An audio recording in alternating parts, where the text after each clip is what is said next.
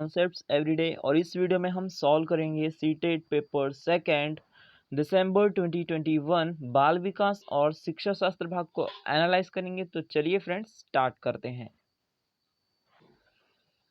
Again आपको ध्यान रखना है कि कई बार ऐसा होता है कि एक से दो ऑप्शन सही लगते हैं, लेकिन वहां पर हमको सबसे उचित विकल्प का चुनाव करना होता है, the most appropriate option choose करना होता है। तो चलिए सबसे पहला प्रश्न देखते हैं। विकास के प्रत्येक चरण के लिए सामाजिक अपेक्षा को क्या कहा जाता है? विकासात्मक कार्य, विकासात्मक आवश्यकताएं, विकासात्मक बाधाएं, विकासात्मक क्षेत्र।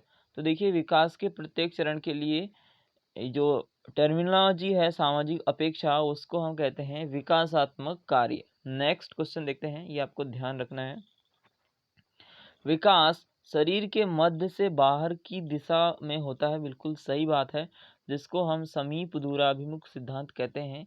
केंद्र की ओर से बाहर की ओर होता है, या मध्य से बाहर की दिशा में हम कह सकते हैं। नीचे से ऊपर की ओर होता है, नहीं होता है।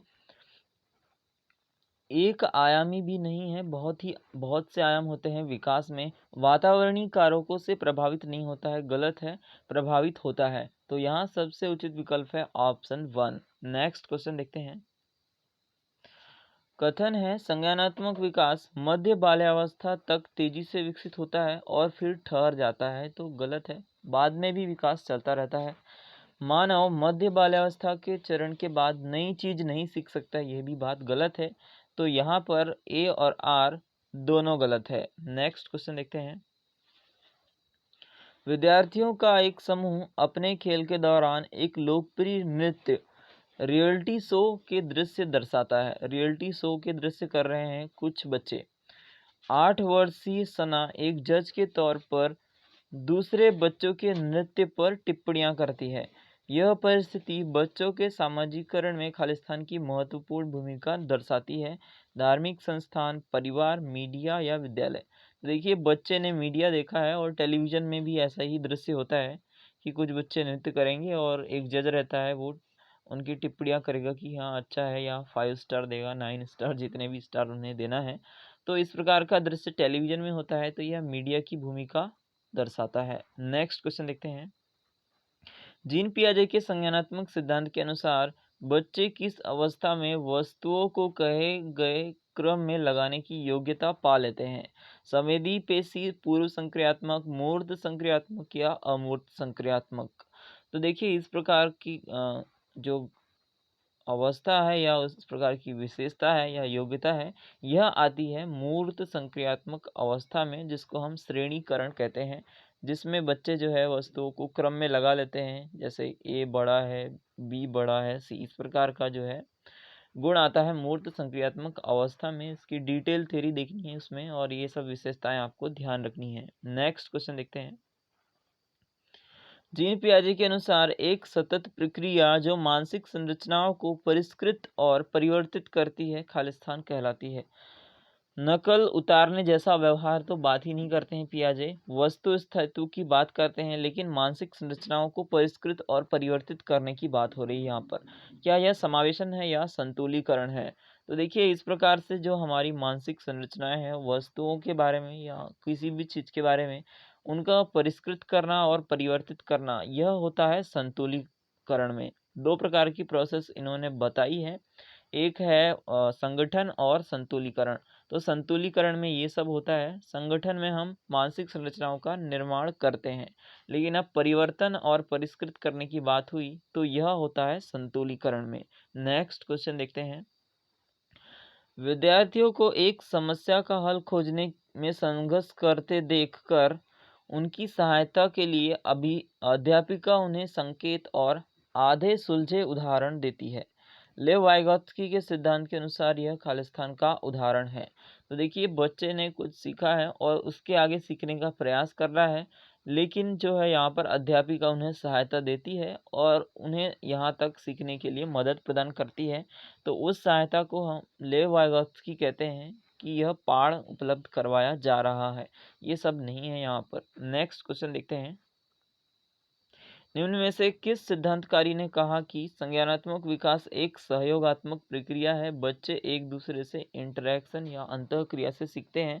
तो ऐसा कहते हैं लेव वाइगॉत्स्की, इवान पाव्लोव, बी एफ स्किनर।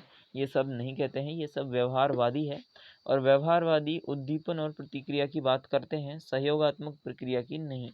तो यहाँ पर सबसे उचित विकल्प हुआ ऑप्शन 1। नेक्स्ट क्वेश्चन देखते हैं। लॉरेंस कोलबर्ग के सिद्धांत की एक मुख्य आलोचना है कि उसके सिद्धांत में नारी परिप्रेक्ष्य गौण है। तो यहाँ पर इसका मतलब है कि his theory undermines the feminine perspective, यानी कि ये जो है नारी का परिप्रेक्ष्य नहीं लेता है इनका सिद्धांत। ये बिल्कुल सही बात है। ये इनको कहा जाता है कि इनकी जो सिद्धांत है ये मेल बेस्ड है, पुरुष का पक्ष लेता है लेकिन नारी का पक्ष छोड़ देता है। तो यही आलोचना होती है इनकी। उसने पियाजे के नैतिक विकास के सिद्धांत को संदर्भ नहीं लिया है, बिल्कुल संदर्भ लिया है। उनकी स्टेजेस भी पियाजे की स्टेजेस की तरह ही है। उन्होंने बच्चों की प्रत्येक स्तर पर विशिष्ट प्रतिक्रियाएं नहीं सुझाई है, प्रतिक्रियाएं दी हैं उन्होंने कि किस स्टेज पर बच्चा क्या करेगा। उन्होंने बच्चे पर कोई अनुसंधान तो किया था, लेकिन ये कहा जाता है कि ये मेल बेस्ड थ्योरी है, पुरुषों का परिप्रेक्ष्य लेता है, और जो नारी का परिप्रेक्ष्य गौण हो जाता है इसमें उनको ये कम आंकते हैं नारी के परिप्रेक्ष्य को। हिंज डिलेमा में आपने देखा होगा कि ये पुरुषों के नैतिक निर्णय पर आधारित है। नेक्स्ट क्वेश्चन देखते हैं। हॉवर्ड गार्डनर ने सुझाव दिया कि अलग अलग प्रकार की बुद्धियां होती हैं। निम्नलिखित में से कौन सी बुद्धि गार्डनर द्वारा प्रस्तावित प्रकारों में से एक नहीं है? संगीत में बुद्धि है, भाषाई भी है, शारीरिक गति संवेदी भी है, लेकिन व्यवहारिक बुद्धि की बात नहीं करते हैं हॉवर्ड गार्डनर। यह आती है स्टर्न की सिद्धांत में, स्टर्न के बुद्धि के सिद्धांत में। तो यह प्रस्तावित नहीं है हॉवर्ड गार्डनर के अनुसार। नेक्स्ट क्वेश्चन देखते हैं। इनमें से कौन सा विकल्प एक प्रगतिशील कक्षा में संरचनात्मक शिक्षण का उदाहरण है? विशिष्ट स्पष्टीकरण उदाहरण है। प्रगतिशील कक्षा में क्या होता है, बच्चों को स्वतंत्रता पूर्वक सीखने का मौका दिया जाता है, उनके प्रश्नों के उत्तर दिए जाते हैं और वार्तालाप के माध्यम से सिखाए जाते हैं। तो विविध स्पष्टीकरण देते हैं, अलग अलग तरीके से हम उदाहरण देकर के उन्हें कॉन्सेप्ट समझाते हैं, अधिगम करवाते हैं। रटकर याद करना नहीं होता है यहाँ पर, पुरस्कार दंड बार बार अभ्यास नहीं करवाते हैं, उन्हें समझाते हैं, लेकिन अंतःक्रिया के माध्यम से अलग अलग उदाहरण देकर। तो ऑप्शन 1 यहाँ उचित है। नेक्स्ट क्वेश्चन देखते हैं। बहुभाषिकता के संदर्भ में निम्न में से कौन सा दृष्टिकोण उपयुक्त है? विद्यार्थियों को विद्यालय अवधि के दौरान उनकी मातृभाषा या स्थानीय भाषा का उपयोग करने के लिए दंडित किया जाना चाहिए, तो दंडित नहीं करना है। स्कूलों को केवल उन्हीं विद्यार्थियों को प्रवेश देना चाहिए जिनकी मातृभाषा निर्देश की भाषा के समान हो, यानी स्कूल में जो भाषा इस्तेमाल कर रहे हैं वैसी भाषा के बच्चे आ रहे हैं तो उन्हें एडमिशन दें, तो यह भी गलत है। शिक्षक को सभी भाषाओं का सम्मान करना चाहिए और कक्षा में एक ऐसा वातावरण स्थापित करना चाहिए जो सभी विद्यार्थियों को समावेशन को बढ़ावा दे। बिल्कुल सही है, सभी विद्यार्थियों को पढ़ाना चाहिए, हमें ऐसा वातावरण स्थापित करना चाहिए। शिक्षक को कक्षा में उन बच्चों की उपेक्षा करनी चाहिए जो कक्षा में अपनी मातृभाषा का प्रयोग करते नहीं, मातृभाषा का प्रयोग करने देना है उन्हें कक्षा में। तो यह भी ऑप्शन गलत हो गया। इस प्रकार फ्रेंड्स इस प्रश्न का सबसे उचित विकल्प हुआ ऑप्शन 3। नेक्स्ट क्वेश्चन देखते हैं। वे बच्चे जो कि अक्सर अपने अभिभावकों को मानकी जेंडर रेखाओं को पार करते हुए देखते हैं, यानी जेंडर रूढ़िवादिता हटा रहे होते हैं, जैसे कि माता उपकरण ठीक कर रही है, कोई इंस्ट्रूमेंट ठीक कर रही है, और पिता क्या कर रहे हैं, बच्चों की देखभाल कर रहे हैं। तो जस्ट उल्टा है, यहाँ पर माता को बच्चों की देखभाल करनी चाहिए और पिता को उपकरण सुधारने चाहिए, लेकिन यहाँ माता उपकरण सुधार रही हैं और पिता बच्चों की देखभाल कर रहे हैं। यानी यहाँ पर इन्होंने जेंडर रूढ़िबद्धता को हटाने का प्रयास किया है कि बच्चे ऐसा भी देखेंगे तो उनके मन में ये ना रहे कि पुरुष ऐसा ही कर सकते हैं, महिलाएं ऐसा ही कर सकती हैं। तो इससे क्या होगा, उनके संदर्भ में क्या बताता है यह? कम संभावना है कि वे जेंडर रूढ़ियों का अनुसरण करेंगे। बिल्कुल कम संभावना है यहाँ पर कि वे जेंडर रूढ़ियों का अनुसरण करेंगे। बिल्कुल जेंडर रूढ़ियाँ तो ये हटा रहे हैं यहाँ पर। अधिक संभावना है कि वे जेंडर पृथक्करण का पालन नहीं कर रहे हैं, यहाँ पर कोई भेदभाव नहीं कर रहे हैं यहाँ पर। ये तो भेदभाव हटाने की कोशिश कर रहे हैं। अधिक संभावना है कि वे जेंडर रूढ़ियों का पालन करेंगे, ये तो गलत है। जेंडर रूढ़ियों को तो हटाने का प्रयास कर रहे हैं। कम संभावना है कि वे समाज में प्रचलित जेंडर मानदंडों के विरुद्ध होंगे। बिल्कुल अधिक संभावना है। जेंडर मानदंडों के विरुद्ध होने की अधिक संभावना है कि जो भी रूढ़िवादिताएं हैं उनके विरुद्ध होने की कम संभावना तो नहीं है, अधिक संभावना है। क्योंकि ये जेंडर हटाने जो भी पक्षपात है उसको हटाने का काम कर रहे हैं, विरुद्ध खड़े होंगे।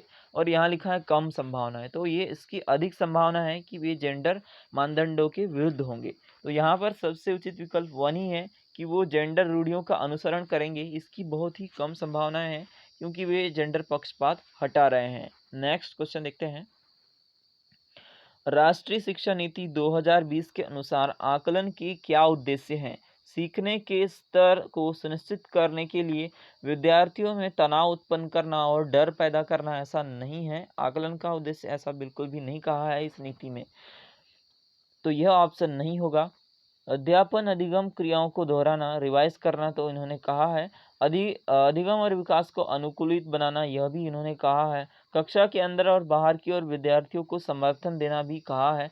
तो ऑप्शन वन आएगा ही नहीं यहाँ पर, और एक ही ऑप्शन से आप आंसर तक पहुँच जाएंगे, क्योंकि यहाँ भी वन है, यहाँ भी वन है और यहाँ भी वन है, और तीनों ऑप्शन आप एलिमिनेट कर देते हैं तो चौथा आंसर ही उत्तर हो जाता है। नेक्स्ट क्वेश्चन देखते हैं।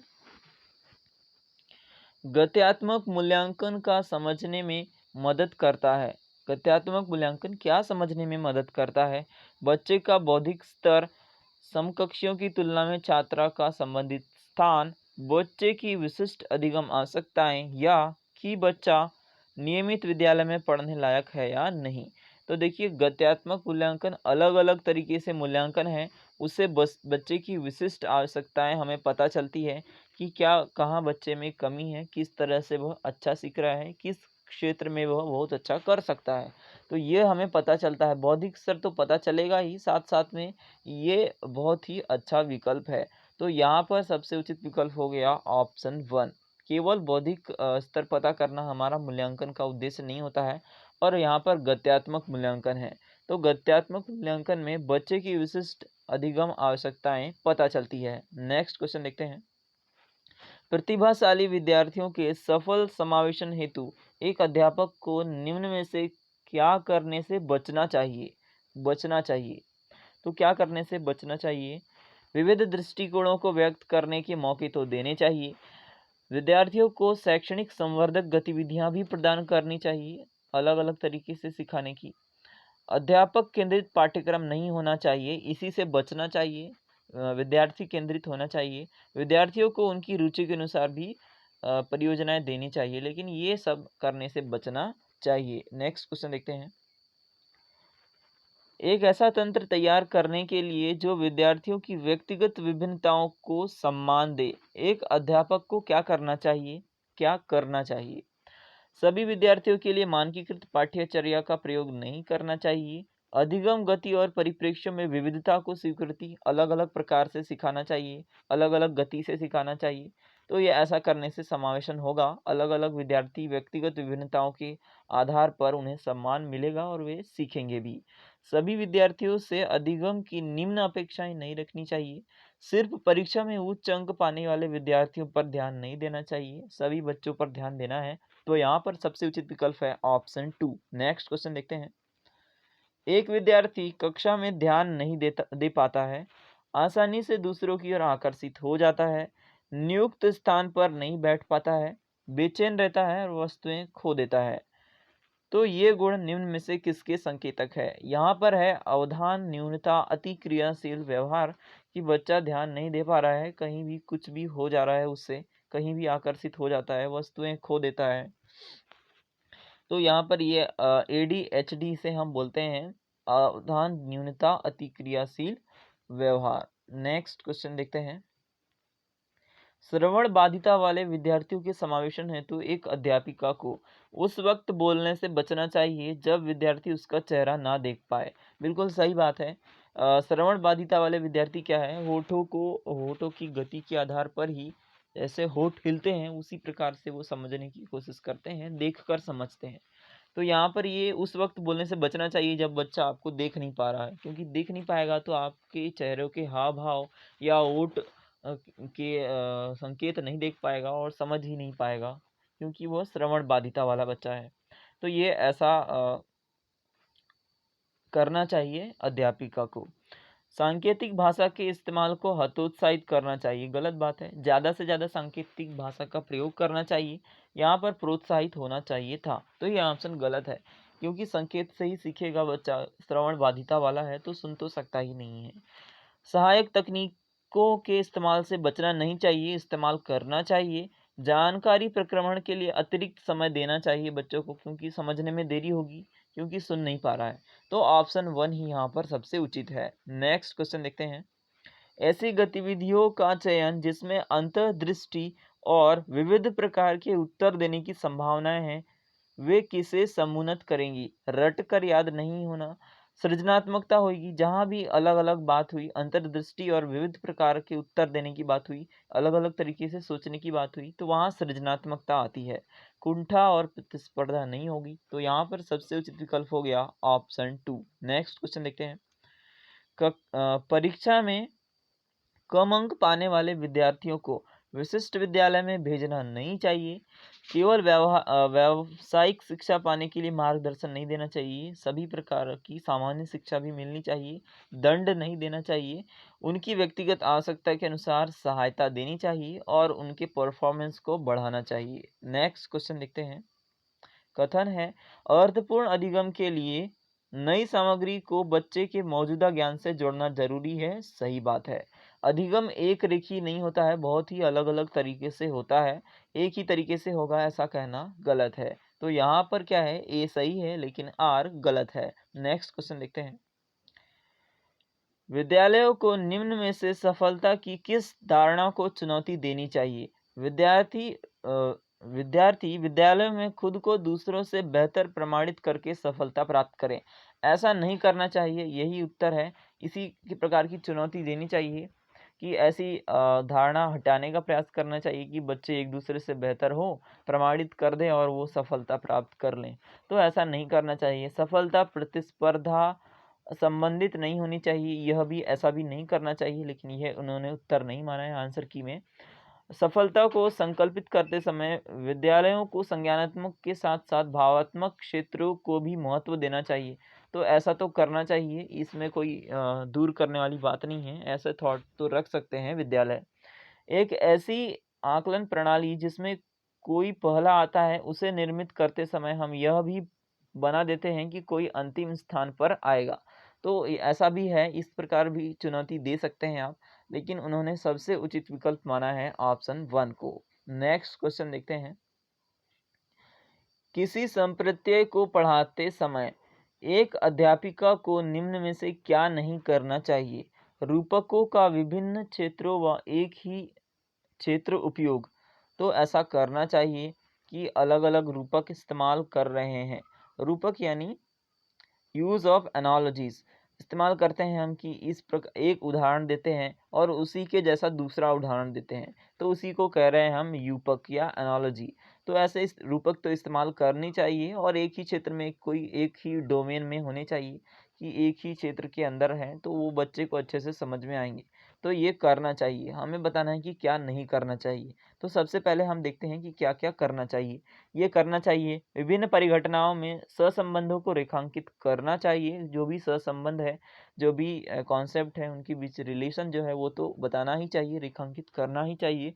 विद्यार्थियों को कार्य कारण संबंधों को तलाशने के लिए भी कहना चाहिए कि क्या कारण हो सकता है। तो ये तीनों तो करने चाहिए, लेकिन क्या नहीं करना चाहिए, तो ऑप्शन 4 ही हो जाएगा उत्तर, क्योंकि हमने 3 ऑप्शन एलिमिनेट कर दिया है।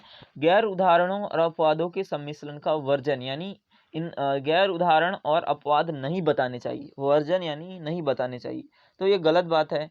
उदाहरण हमें गैर उदाहरण और अपवाद हमें बताने चाहिए थे, तो यही नहीं करना चाहिए हमें कि ये गैर उदाहरण और अपवाद नहीं बता रहे हैं हम, तो ये करने से बचना चाहिए। नेक्स्ट क्वेश्चन देखते हैं। क्योंकि आप दोनों तरीके से उदाहरण देंगे तभी बच्चे को समझ में आएगा। निम्न में से अधिगम की कौन सी तकनीक पर एक अध्यापिका को बल देना चाहिए? उद्दीपक प्रतिक्रिया द्वारा अधिगम, क्या इस पर बल देना चाहिए? संरचनाबद्ध अन्वेषण की प्रक्रिया द्वारा अधिगम। तो देखिए इससे अच्छा विकल्प ये है, क्योंकि उद्दीपन प्रतिक्रिया उतना अच्छा नहीं माना जाता है। अभी का जो सिद्धांत है वह संरचनावाद का चल रहा है, बच्चे खुद से सीख के अन्वेषण करके खोजें, ऐसा सिद्धांत चल रहा है। तो ऑप्शन 2 यहाँ पर उचित है इस ऑप्शन की अपेक्षा। रट्टा मार तो करवाना ही नहीं है, दूसरों से ज़्यादा अंक प्राप्त करने के लिए सीखना भी नहीं है, कंपटीशन बढ़ाना नहीं है। तो यहाँ पर सबसे उचित विकल्प हुआ ऑप्शन 2। नेक्स्ट क्वेश्चन देखते हैं। निम्न में से कौन सा बाह्य अभिप्रेरणा का उदाहरण नहीं है? यानी आंतरिक अभिप्रेरणा का उदाहरण है। तो बाह्य जो जो होगा उसे हम हटा देते हैं। सजा से बचना यह भी बाह्य है, तो यह ऑप्शन नहीं होगा। रुचि आंतरिक है, तो ये होगा कि यही बाह्य का उदाहरण नहीं है, यह आंतरिक का उदाहरण है। तो ऑप्शन 2 उचित हो गया। इनाम बाह्य का है, असफलता का भी डर है बाह्य का, सजा से बचना भी बाह्य का है, और जो बाह्य अभिप्रेरणा का उदाहरण नहीं है वो है ऑप्शन 2, यह आंतरिक अभिप्रेरणा का उदाहरण है। नेक्स्ट क्वेश्चन देखते हैं। निम्न में से कौन सा भाव विद्यार्थियों के अधिगम में बाधक रहेगा? उत्सुकता बाधक नहीं रहेगा, कृतज्ञता बाधक नहीं रहेगा, जिज्ञासा भी बाधक नहीं रहेगा, निराशा बच्चों के अधिगम सीखने की प्रक्रिया में बाधक होगा। नेक्स्ट क्वेश्चन देखते हैं। एक कक्षा में जल संप्रत्यय पर चर्चा के दौरान एक बच्चा कहता है कि जल रंगहीन नहीं है। अब इन्होंने जब लिख दिया यहाँ पर, तो ये गलत है, ऐसा नहीं करना चाहिए। हिंदी मीडियम वालों को, बच्चों को बहुत ही परेशानी होती है। कक्षा में क्या है, जल संप्रत्यय पर चर्चा हो रही है, तो बच्चा कह रहा है कि जल रंगहीन नहीं है। अध्यापिका के पूछे जाने पर वह उसके द्वारा पास वाले नाले के गंदे पानी का संदर्भ देता है कि यहाँ तो जल रंगहीन दिखाई नहीं दे रहा है, ऐसा कहता है बच्चा। तो बच्चे की इस भ्रांति पर अध्यापिका की क्या प्रतिक्रिया होनी चाहिए, कि क्या तर्क देगी अध्यापिका कि ऐसा नहीं है, जल रंगहीन ही होता है? इस जवाब को सिरे से नकार तो नहीं देना चाहिए, कुछ ना कुछ तर्क प्रस्तुत करना ही होगा अध्यापिका को। इस बात पर बल देना चाहिए कि उसका तर्क निराधार है, यह भी गलत ही है, तर्क है बच्चे का वहाँ तो। इस जवाब को अपना लेना चाहिए और जल के रंगीन होने का तर्क बताना चाहिए। बिल्कुल सही बात है। ऐसा कहना चाहिए कि हाँ, आप सही कह रहे हैं, लेकिन वहाँ पर अशुद्धियाँ हैं, कीचड़ है, उसकी वजह से जल में मिल गया है, इसी वजह से जल रंगहीन नहीं दिखाई दे रहा है। लेकिन जल यदि अलग से हम देखें शुद्ध रूप में, तो वह जल रंगहीन ही होता है, ऐसा तर्क उन्हें देना चाहिए। केवल एक ही सही जवाब जो कि जल रंगहीन है पर जोर नहीं देना चाहिए, उन्हें तर्क से बताना चाहिए। तो ऑप्शन 3 सबसे उचित है। नेक्स्ट क्वेश्चन देखते हैं। अधिगम का सामाजिक संरचनात्मक उपागम, अभी यही उपागम चल रहा है, सभी नीतियों में भी यही बताया है, एनसीएफ में भी यही बताया है। अब एनसीएफ 2020 आएगा तो उसमें देखते हैं कि क्या सिद्धांत अपनाया जाता है अधिगम का। अभी तक तो यही चल रहा है।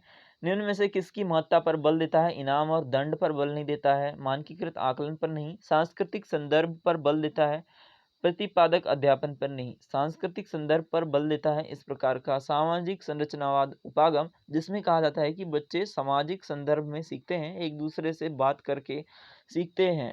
नेक्स्ट क्वेश्चन देखते हैं।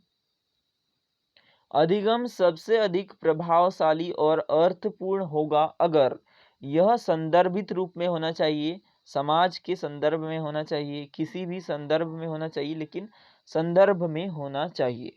अधिगमकर्ता प्रदर्शन अभिमुखी नहीं होना चाहिए कि परफॉर्मेंस अपने साथियों से ज़्यादा करना है इसीलिए मुझे सीखना है, तो ये अर्थपूर्ण नहीं होगा, ना ही प्रभावशाली होगा।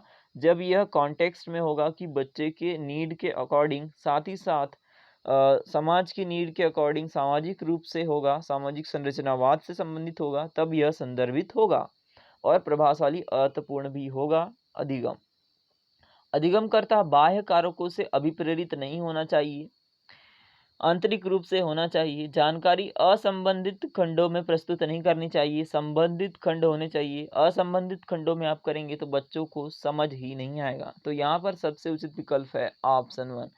और इस प्रकार फ्रेंड्स, हमने इस पेपर के इस भाग का सॉल्यूशन कर लिया है। आई होप यह सॉल्यूशन आपको पसंद आया होगा। इस वीडियो में इतना ही। Thank you.